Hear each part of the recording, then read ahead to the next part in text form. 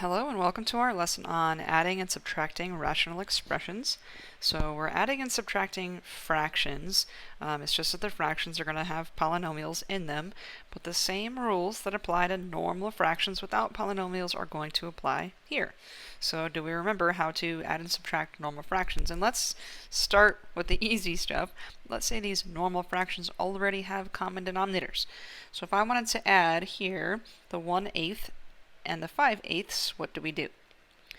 Well, we keep our common denominator at 8 and we just add their numerators. So the 1 and the 5 makes 6.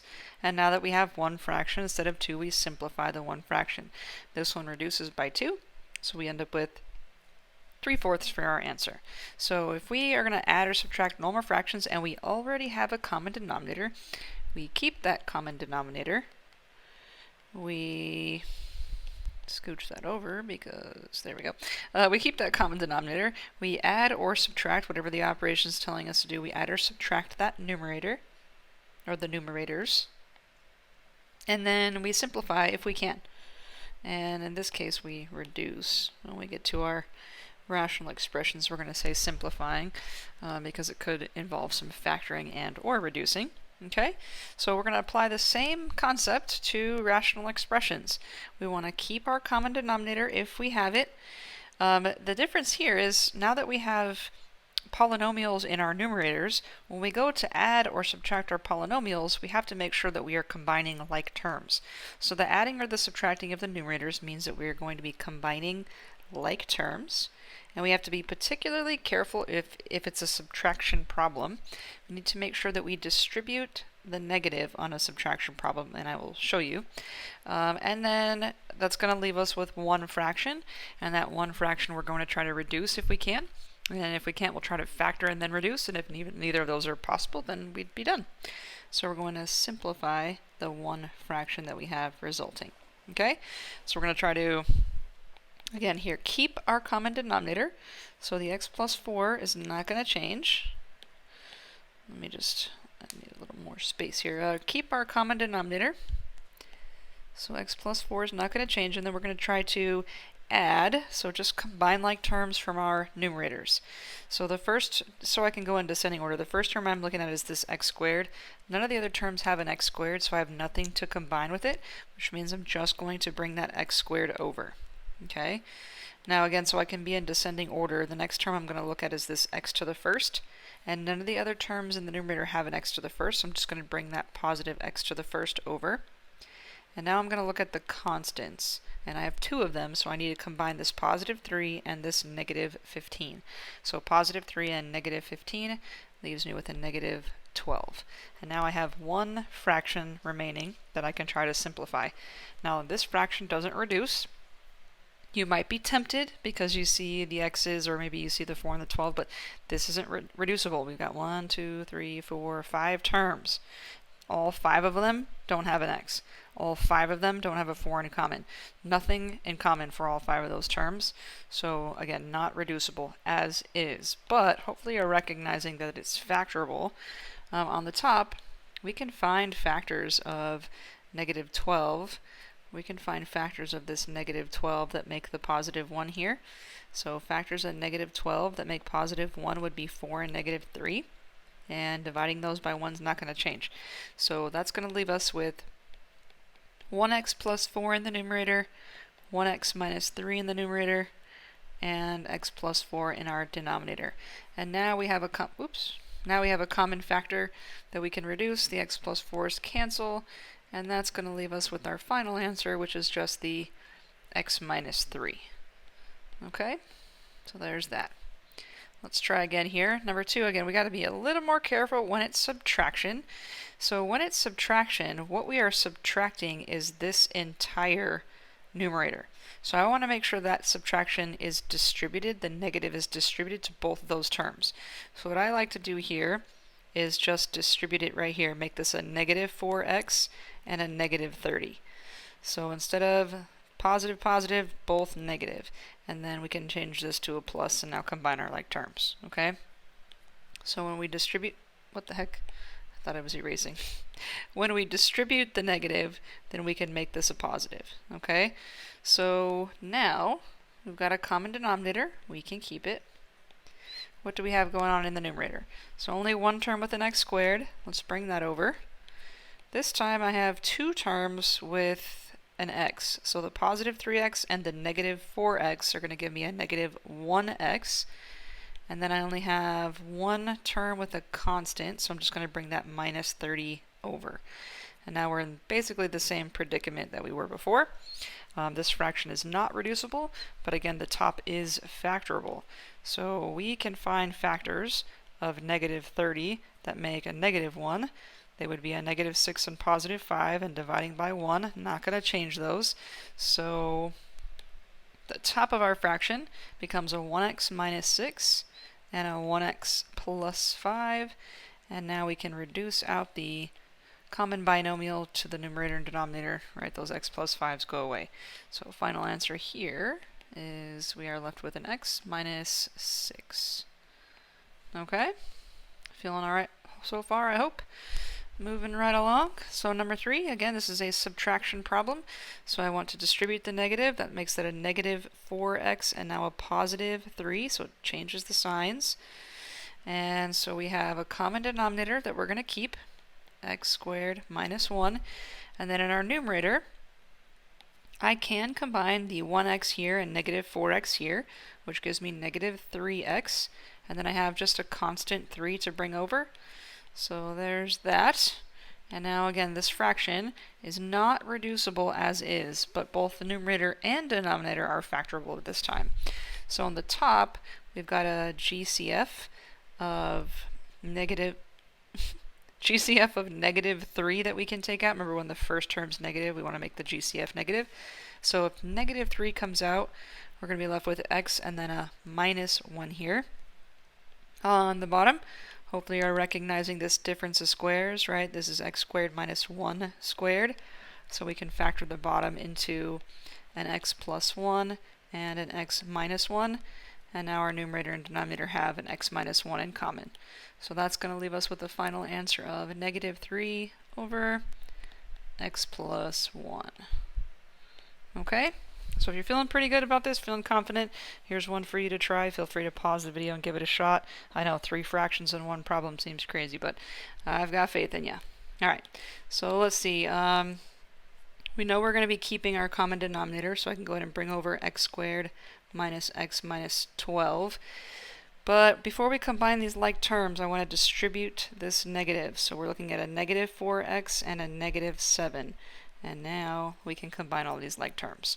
So we're going to put together 6x, negative 4x, positive 1x. And 6 minus 4 is 2. 2 plus 1 is going to leave me 3 x's to bring over. And now we can put together our constants. The minus 7 and the minus 5 is going to give me a minus 12 to bring over. And that's it. Took care of all those terms. Now, again, you might be tempted to reduce here, but we can't just cross out those 12s or reduce any x's because all 5 of the terms don't have anything in common. So we're going to want to factor before we try to reduce. So on the top, we can factor. We have a GCF of 3. So if we factor out the 3, that's going to leave us an x minus 4.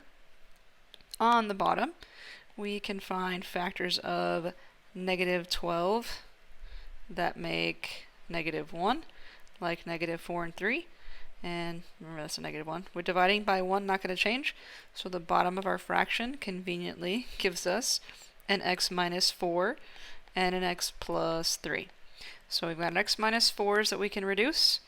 And that leaves us with 3 over x plus 3. And again, you may be tempted to try to reduce those 3's, but this term doesn't have a 3, so that's not something we can reduce. All 3 of those terms don't have anything in common, so that's that. That is the simplified answer. It's as far as we can go. What am I doing here? Just trying to move this so it looks a little more uniform. Okay. So adding and subtracting, not a big deal. Keep your common denominator if you have it. Combine like terms and the numerators. Simplify the one fraction just like we did in the previous couple of topics.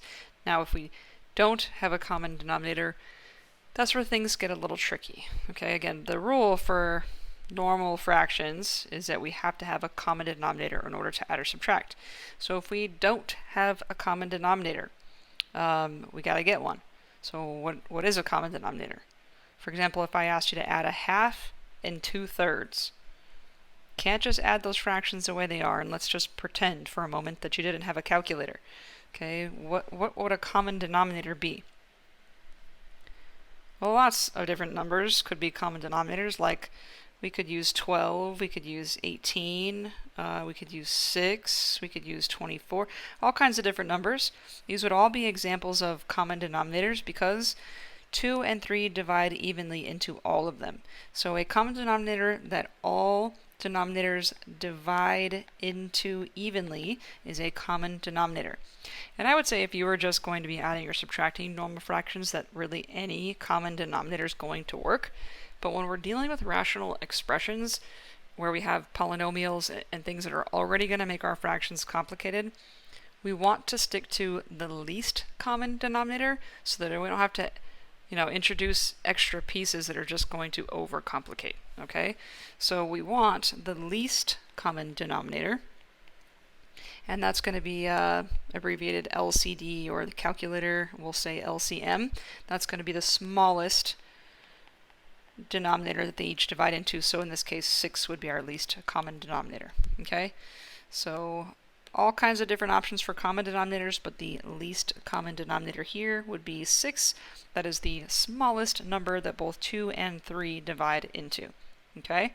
Now, how does this work when we're dealing with polynomials? I think we're pretty good about possibly finding least common denominator for 2 and 3, and really if you weren't, your calculator could tell you, and I know your calculator could just add a half and 2/3, but let's pretend we're dealing with polynomials where there's a little more going on. Calculator will do the LCM. If you go into functions and then, is it miscellaneous? Yeah, miscellaneous. Remember we did the GCD here. Well, we can also do the LCM. Oops. So in that same spot, functions, miscellaneous, and then LCM. If you weren't sure that the least common denominator for 2 and 3 was 6, you could put that in here, go 2, 3, and there it is, 6. Okay? So the question is, again, how do we make this apply to something like this, right? What's our least common denominator going to be for all of that stuff? So let's get rid of that ugly circle. Let me show you.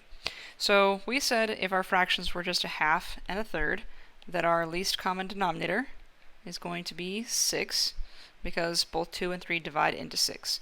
Well, let's just say now that this fraction, instead of just a 2, has a 2x, and let's say that this one has a 2x or a 3x squared. What would I have to also have in my least common denominator for it to still divide evenly? So it wasn't an issue to divide by 2, but if now I got to be able to divide by 2x, I'm going to have an x here as well. Okay, so now I know 2x is divisible, so that's good.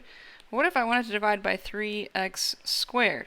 Well, 3 still goes into 6, but I have 2x's here and only 1 here, so that means I'm going to have at least 2 of them here for that to divide in. Well, now that I've changed that to an x squared, did I screw up the other denominator? Let's see. Does 2 and x still go in? Well, sure, 2 still goes into 6, and if I have 2x's here and 1 here, well, I can still divide the 1 in, and that would leave me with a 3 and 1x left over. Okay? So what we're going to be doing here is basically the opposite thing that we did with the greatest common factor. So let me show you, for example, let's say we had 6x to the second and 12x to the fourth. If I wanted the greatest common factor, I would say, okay, what divides into both of those? The biggest number that divides into both of those would be 6. And then I would say, okay, how many x's do they have in common? That'd be 2. Well, if I want the least common multiple instead, least common multiple is sort of the opposite thing. It's not what divides into them, but what do they both divide into. So the smallest number that 6 and 12 both divide into is 12, right? And instead of looking for the smaller of the exponents that they have in common, right, the least common multiple is going to have to accommodate the larger of the exponents. So the larger of the exponents here is going to be x to the fourth. So when we're looking for a least common multiple, with our polynomials, it's the reverse of the GCF. So instead of the smallest number that goes into them, or biggest number that goes into them, it's the smallest number they go into. And instead of the smallest exponent on the variables, it's the largest. Okay? So here, start by making sure, when we're doing this with polynomials, make sure that everything's factored completely. And we'll see why in some later examples. Make sure everything's factored completely. And then we're going to be looking at the single terms, the monomials. Okay, single terms like 4xy, 12x cubed, 8y squared, those are single terms, whereas that's a binomial. Okay, so we want to look at single terms first. And we're going to include the smallest number that the coefficients divide into. That's like 2 and 3 go into 6. That part's we should be pretty comfortable with. We've added fractions before. But then for the variables, we want the largest exponent we see. The largest exponents that occur. So any variables and the largest exponents that occur with them. Okay? Now what do we do about the binomials? So let me go back here for a second. Let's say, get rid of all this mess. And okay, this is all distraction. Go away. Okay, so right now we've established that our least common denominator would be 6. That's the smallest number that 2 and 3 go into, and x squared, that's the largest exponent we have on our variables, x. So right now it's 6x squared. What if this fraction also had an x plus 1 in its denominator? Remember, I need for my common denominator to be divisible by it. So I already know 3x squared is going to go in. If I have an x plus 1 there too, that means in my denominator I'm going to have the same thing in order for it to divide evenly. So the binomial parts are pretty easy. Again, if this had an x minus 2, I would have to have an x minus 2 here for my 2x and x minus 2 to be able to divide in. That divides in, that divides in. So the binomials, we just need to include one of each. If we have a binomial included in any of our denominators, it's going to have to be included in our least common denominator. So the LCD must also include one of each binomial. Okay, so let's try this out. So here, least common denominator for these 3 terms. Right, the numerators, those are, I totally put randomness in those numerators. They do not affect the denominator whatsoever, the common denominator whatsoever. So first, let's look at these coefficients. These are all single terms. I don't have to worry about any binomials. But in these single terms, what is the smallest number that 4, 12, and 8 all divide into? Now I can see it, but let's just pretend you couldn't. If you wanted to go to your calculator, 4, 12, 8, it would tell you 24 is the smallest number they all divide into. So 24 is going to be part of my least common denominator. Now I've got x's and y's in those terms, so I'm going to have x's and y's here, and I'm going to include the largest exponent I see on any of those x's or y's. So x to the third, that's the biggest exponent there, and y to the second, that's the largest exponent on a y. And that is my least common denominator. And just so you can see it again, what needs to be true here is that we need to be able to divide it evenly by each of our denominators. If I divide by 4xy, will it divide in? 4 goes into 24, x goes into x to the third, y goes into y to the first. So we're good there. What about 12x cubed? 12 goes into 24, x cubed goes into x cubed, so we're good there. And then what about 8y squared? Well, 8 goes into 24, y squared goes into y squared, so we're good. That is the smallest common denominator, and it is divisible by each of those denominators. Alright? Okay, let's try again. So LCD here, single terms. We're going to look at these 2 terms before we deal with this x plus 1. That's a binomial. So the smallest number that 12 and 18 go into, again, if you're not sure, but by all means, 12 and 18, smallest number that they both go into is 36. So we need a 36 and then an x to the third power. So that 36x cubed takes care of those single terms. And now the binomial, simple. If I have a binomial up there, I'm going to have a binomial in my LCD. And there it is. Okay? Alright, now if you look at the next one, I'm not really sure why I called this a U-try, but it's something a little different happening here. We have 2 denominators that are factorable, And in order to figure out the pieces that go in the common denominator, we've got to have these denominators factored into their pieces, okay? So here, we're going to factor out the GCF of 5. And then here, we're going to factor this difference of squares into x plus 5 and x minus 5. So now when I go to find my least common denominator, I'm going to look at single terms, which the only singleton I have here is a 5. So if that's the only singleton, that's got to be in the LCD. And then one of each binomial. So I see some x plus 5s up there, which means I have to have an x plus 5 here. And I also see an x minus 5 up there, so I'm going to have an x minus 5 in my common denominator. And that's that. Okay, so maybe if you want to try this one, it might be more appropriate. We want to factor where we can. So here, the factors of 2 that make 3 are 2 and 1. Dividing by 1, not going to change those. So this denominator becomes x plus 2, x plus 1. Second denominator, we can factor out a GCF of 2x, and that's going to leave an x plus 2. Third denominator, can't do anything with it, it's going to remain. So now, when we go to find the LCD, we're going to look at these singletons first. So smallest number that 2 and 3 go into is 6, and I'm going to have to include the x cubed, that's the larger of the exponents on x, so that takes care of those singletons. And now one of each binomial. So if there's an x plus 2 up there, gotta have one here. And if there's an x plus 1 up there, gotta have one here. And that's my least common denominator.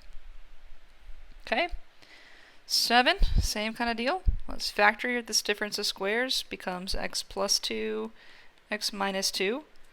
Can't do anything here, can't do anything here, but I do have a GCF of 15 on this guy, so let me take that out. Alright, so these are my 4 denominators.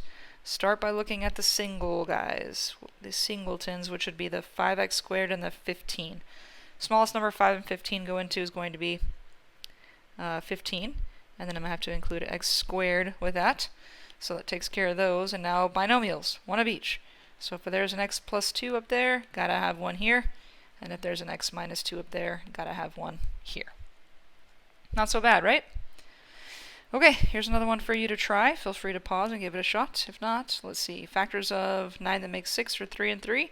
Dividing by 1, not going to change those. So this is going to factor into, just make myself some more room. This is going to factor into x plus 3, x plus 3. And then I can't do anything with 15x or 3x squared. I'm just going to rewrite them so I can look at everything in red. So now my least common denominator. Singletons. Let's see, 3 and 15. 15 is going to be the smallest number that they both go into. And then x squared will take care of both of those. And then we got an x plus 3 up there, so I need one here.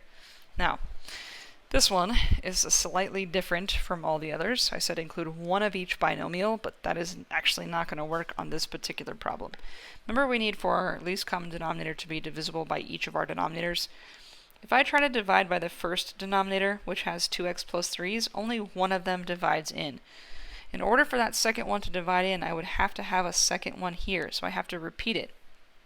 So, get rid of all this. This common denominator is actually going to have an x plus 3 squared, or we can write it out twice, x plus 3, x plus 3. And so this denominator needed that binomial to be repeated. So why? Why does it have to be repeated here? Because there were 2x plus 3's? Well, there's an x plus 2 here, an x plus 2 here. There's 3 x plus 2's over here, but only one was good enough here. Because in each of these denominators, the x plus 2 happens one time. Right? If it only happens once in the first denominator, then having only one in my common denominator still makes that work, right? If I go to divide by the other x plus 2, again, it's going to work. What's different here is not just that the x plus 2 or the binomial repeats, it's that it repeats in one fraction. That's the only time you're going to have to repeat it in your common denominator, okay? If a binomial repeats within one fraction, then you have to repeat it in the LCD. So if it repeats within one fraction, then you have to repeat it in the LCD. Repeat it in the LCD. Okay?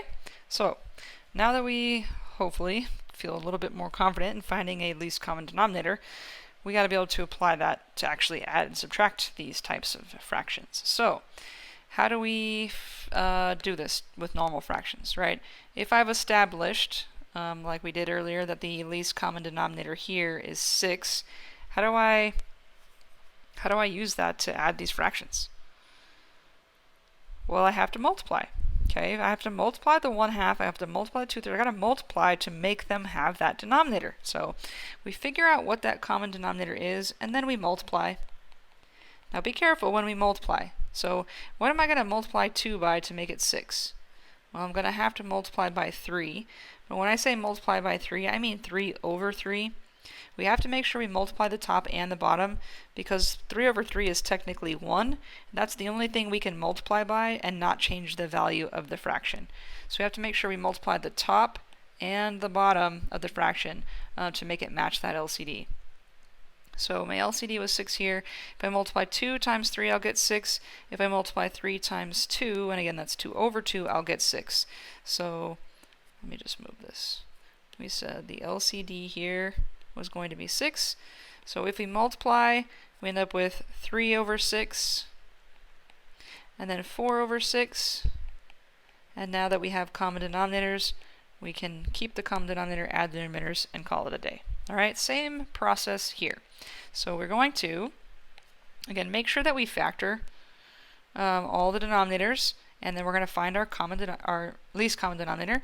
So factor if that's possible to find the LCD, and then we want to multiply, just like we did before. And we're multiplying the top and the bottom of each fraction, so that we're multiplying by 1. And what we're multiplying by is the part of the LCD the denominator is missing. And I will make that more clear when we get to some examples, okay? What is our denominator missing? What does the least common denominator have that the fraction we're looking at is missing, right? That's what we're going to have to multiply by. Once we've done that, we can apply the same process we looked at a few minutes ago, where we can, once we get common denominators, we can keep that common denominator. Oops. We can combine the numerators. We can keep the common denominator and simplify the one fraction that's remaining. So simplify by factoring and or reducing. Okay, same steps we looked at on the front. Okay, so let's look at number 8. Least common denominator. Least common denominator here, well, the smallest number 3 and 4 go into is 12, and we'd have to have x to the 5th with that. Okay, so my first fraction, what am I going to have to multiply by? Well, to go from 3 to 12, I'm going to have to multiply by 4. So I know I'm going to be multiplying by 4. And is that going to be enough? Well, 4 times 3x to the 5th is 12x to the 5th, so we're good. So just multiplying by 4 over 4 is going to work. Okay, second fraction, I know to get from 4 to 12, I'm going to have to multiply by 3. And again, that's 3 over 3. But that's only going to give me 12x. I need 12x to the 5th. So what is this denominator missing? Well, it only has 1x, and it needs 5. So if we're missing 4 x's, that's what we're going to include in this fraction that we multiply by. So we're going to multiply not just by 3, but also by an x to the 4th. So 3x to the 4th. That is going to give us the 12x to the 5th that we needed for our common denominator. Okay, so what do we have now? Let's take a look. This becomes 8 over our common denominator. So 8 over 12x to the 5th. Plus this becomes 15x to the 4th over our common denominator, 12x to the 5th. And now it's what we had at the very beginning. We can keep our common denominator, 12x to the 5th, and then combine like terms from our numerator. Well, I can't actually combine 15x to the 4th and positive 8, so I'm just going to bring those over. And now we've got one fraction that we can try to simplify. But do these three terms have anything in common? Other than 1, nothing goes into 12, 15, and 8. They don't all have any x's, nothing factorable there, and that means that this is our answer. And for some reason I started writing a lot larger there than I was earlier. Okay. Alright, let's try that again. So next one. Least common denominator. What are we going to have to include? Well, this is a single term, and this is a binomial. We consider them separately. If that x is the only single term, it's going to have to be in the LCD. And if there's an x plus 1 there, that's going to have to be in the LCD as well. So we need both of these denominators to have an x and to have a separate x plus 1. So the first fraction has an x, but it doesn't have the binomial. It doesn't have the x minus 1. And the second fraction has, x plus 1. The second fraction has the x plus 1. It doesn't have the single x by itself. So now they look the same, right? X plus 1, x plus 1. So we've got our common denominator. So let's rewrite this here. What do we have? Well, now we got to be careful. When x plus 1 gets multiplied by 5, it's 5x plus 5. We got to distribute there. So 5x plus 5 over our x and x plus 1. Plus, we have 3x times x, which is 3x squared, over our x and x plus 1. Okay, so now we've got common denominators. So now we're going to keep that common denominator, x plus 1, and then try to combine like terms from our numerators. But none of those terms are like terms. They're all going to come over. Just want to make sure that they're in order. And then we want to see if we can factor to try to reduce. Well, are there going to be factors of 15 that make 5? Well, 1 and 15 or 3 and 5, not going to happen. So that means that that's not factorable, which is good news for us. That means we're done. That means this is our answer. Nothing else in common, nothing we can factor. That's our answer. All right? Okay, hopefully you're feeling okay with this. If you are confident, you want to give the next one a try, pause the video. If not, least common denominator here. These are binomials. We need to have one of each. So x minus 5, x plus 5. So the first fraction has the x minus 5. It's missing. It needs an x plus 5. So let me multiply the top and the bottom by an x plus 5. Second fraction has the x plus 5, but not the x minus 5. So let me multiply there. So what does that give me? It gives me 1x plus 5, 1x plus 5 over the common denominator. X plus 5, x minus 5. Plus, second fraction, I get 3x minus 15. 3x minus 15 over common denominator. Okay? X plus 5, x minus 5. And now, we're going to keep that common denominator. X plus 5, x minus 5, and then combine like terms from the numerator. So x and 3x can go together to make 4x, and 5 and negative 15 go together to make negative 10. Now technically the 4x minus 10 is factorable. Okay, if you were to factor the GCF of 2 on that, the 2 would come out and that would leave us at 2x minus 5. Since the factoring doesn't help us reduce anything, we don't have to do it. So we can leave our answer just like this. Okay, or if you had factored it and made it to 2x minus 5 and then our common denominator, that's totally fine too. It's just when the factoring, again, doesn't help us reduce anything, then it's okay to leave it in unfactored form. All right, hopefully that makes a little sense. Okay, so let's try a couple more here and see if I can squeeze all this work in. So the next one, we actually have to factor this difference of squares before we can attempt to identify what our common denominator is. So now that it's factored, what do we have to include? Well, we're going to have an x plus 3. We're going to have an x minus 3, one of each of those binomials. So the second fraction is good. The second fraction has the common denominator, so I don't have to mess with that one. But I do need to fix the first fraction. It needs an x minus 3.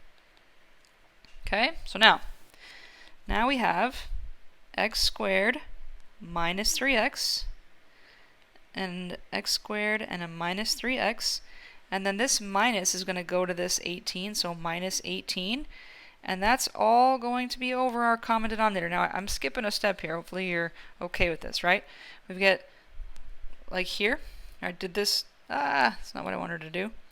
I did this work here, and then I did this work here, but since we had the common denominator here, right, those just end up getting put together.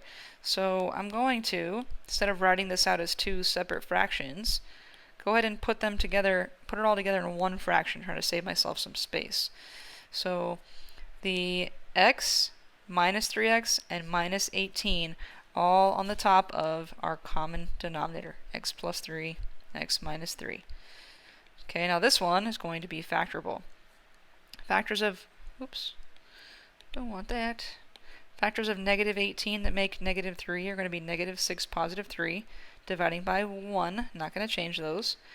So we are looking at an x minus 6 and an x plus 3 over an x plus 3 and an x minus 3, which means we can reduce the x plus 3's we've got in common.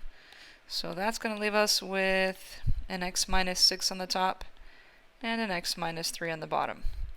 And be careful, you might be tempted to reduce that, but all four terms don't have anything in common, so that is our final answer. All right? Okay, next one is another where we're going to have to factor before we can figure out what our common denominator is. So let's see, we've got a GCF here of x, which leaves us x plus 3. Got a GCF here of 4x, and that'll leave us an x plus 3. And so what is our LCD going to have? We're going to look at these singletons first. Okay, those smallest number 1 and 4 go into is 4, and I'm going to have an x with it. So 4x in the LCD, and then one of each binomial. Well, this is just x plus 3. So again, the second fraction is good. Has the 4x, has the x plus 3. And the first fraction's pretty close. What is it missing? Well, the only thing it needs is a 4. It's got the x and x plus 3. It just needs to be multiplied by 4 over 4. So what are we looking at? Okay, I know this is going to have our common denominator, 4x, x plus 3. And what are we going to have? Well, we're going to have an 8x and a 4 and a positive 20. So altogether, 8x plus 20. We okay there? Hopefully. Okay. So if you want to look at the top, there's a GCF there. The 8 and the 20 are both divisible by 4. So if I take that out, that's going to leave me 2x plus 5. And on the bottom, I still have 4x and x plus 3. So the reason I put this one in factored form is it's actually helpful here. On the top, now that it's all one product, on the bottom, all one product, that's one term on the top, one term on the bottom. And the one on the top and the one on the bottom, what do they have in common? Well, they have a 4 in common, so we can reduce that out. And so our final answer is what's left, which is the 2x plus 5 in the numerator and the x and x plus 3 in the denominator. Now, I just want to back up for a second.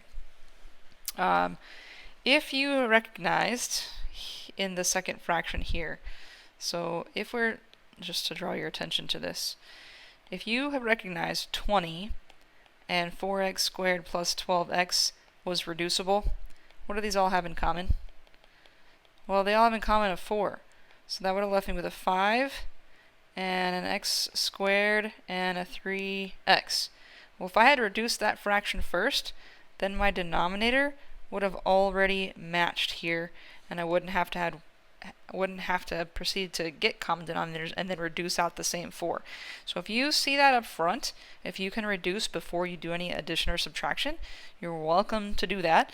Just don't do any reducing in the middle, because then you're going to end up damaging your common denominators. Okay, let me show you what I mean by that. So if you see a fraction that can be reduced before you add or subtract and you want to reduce, go ahead, but not if it's going to damage your work. So for example, let me draw your attention to this right here. I will see a lot of people take the step of getting common denominators, and in this part, they'll be like, oh, there's an x plus 5 in common, let me reduce that out. Well, what that's going to do is take you back to this step, and it's going to undo the work you're trying to do of getting the common denominators, right? Now these no longer match and you can't add them. So be careful not to undo your work, all right? Undo the damage. Hopefully I didn't erase too much. I didn't undo too much myself. Okay, I got one last one here. If you want to try it out, then feel free to pause. Otherwise, let's see. 5 is going to come out here, which will leave us 2x plus 1, and 4x squared is going to come out here and leave us 2x plus 1. So this LCD is going to have to take care of these two first. Smallest number 4 and 5 go into is 20, so I'm going to need a 20 and an x squared to take care of those, and then obviously I'll need the binomial 2x plus 1. So the first fraction, they both have the 2x plus 1, that's not an issue. The first one, I got to go from 5 to 20x squared. So I'm going to have to multiply by a 4 and an x squared. 4 and x squared, and now it's 20x squared there, right? Okay, the second one, I have got 4x squared, but I got to get to 20x squared, so all I have to do is multiply by 5. And so again, that's going to give me the 20x squared out in front. Alright, so now we're good. We've got our common denominators. So now I can keep that common denominator, 20x squared and 2x plus 1. And what do we have going on in our numerators? So here, 1 times 4x squared is 4x squared. And then be careful, this is a minus. So it's a negative x being multiplied by 5. So that's a negative 5x. Okay? So if we want to look at the top, the only thing I can do to factor is take out an x.